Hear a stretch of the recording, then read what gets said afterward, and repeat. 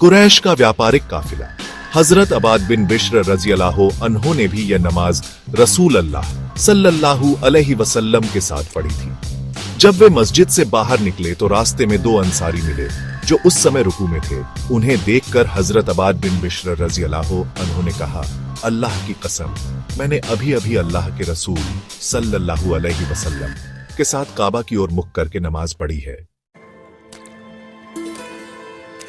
कूबा के लोगों को यह खबर अगली सुबह फज्र की नमाज के दौरान मिली। वे लोग दूसरी रकात में थे जब एक मुनादी ने ऐलान किया, लोगों खबरदार हो जाओ, किबला का रुख काबा की तरफ बदल गया है। नमाज पढ़ते हुए सभी लोगों ने अपना रुख काबा की ओर कर लिया। इस तरह मुसलमानों का किबला बैतुल्लाह काबा बन गया। इसी साल यानी 3 हिजरी में रमजान के रोजे और सदका ए फित्र का हुक्म नाजिल हुआ। फिर मस्जिद नबवी में मिंबर खुतबा देने का मंच लगाया गया।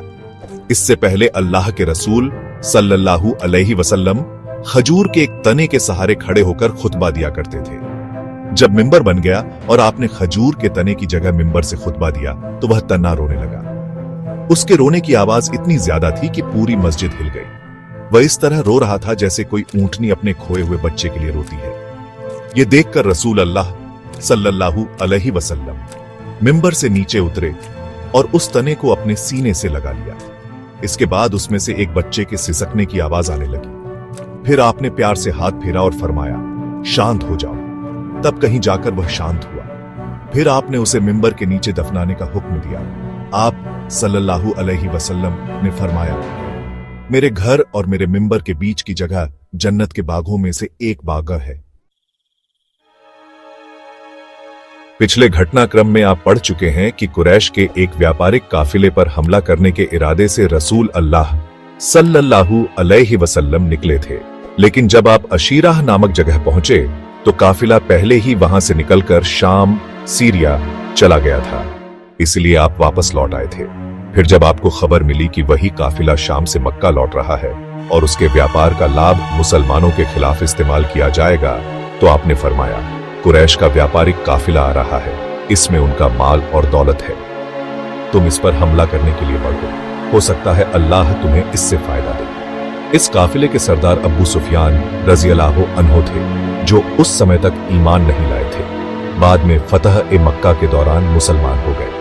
वे जब भी हिजाज अरब का क्षेत्र में प्रवेश करते तो रास्ते की खबरें लेने के लिए जासूस भेजते थे। जब उन्हें खबर मिली कि मोहम्मद सल्लल्लाहु अलैहि वसल्लम अपने साथियों के साथ इस काफिले पर हमला करने आ रहे हैं तो वे घबरा गए।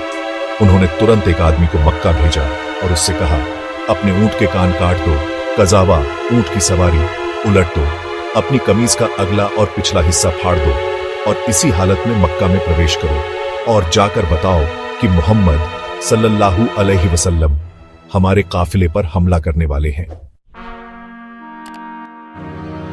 इससे पहले कि वह आदमी मक्का पहुंचे, आतिका बिन्त अब्दुल मुत्तलिब रसूल अल्लाह सल्लल्लाहु अलैहि वसल्लम की फूफी ने एक भयानक सपना देखा।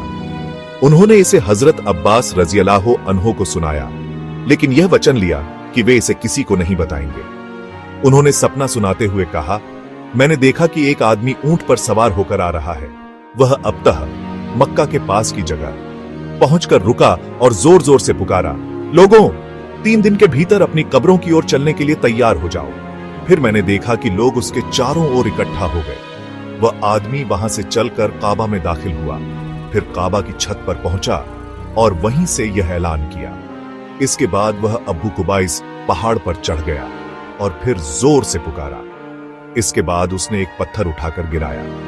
पत्थर पहाड़ से लुढ़क कर टुकड़े टुकड़े हो गया और मक्का के हर घर में उसका एक टुकड़ा जा गिरा। जब हजरत अब्बास रज़ियल्लाहु अन्हु ने यह सपना सुना तो कहा, अल्लाह की कसम आतिका, तुमने बहुत अजीब सपना देखा है, इसे किसी और से मत कहना। लेकिन हजरत अब्बास रज़ियल्लाहु अन्हु ने गलती से यह सपना अपने दोस्त वलीद बिन उकबा को बता दिया। उसने इसे अपने बेटे उकबा को बताया और इस तरह यह पूरे मक्का में फैल गया।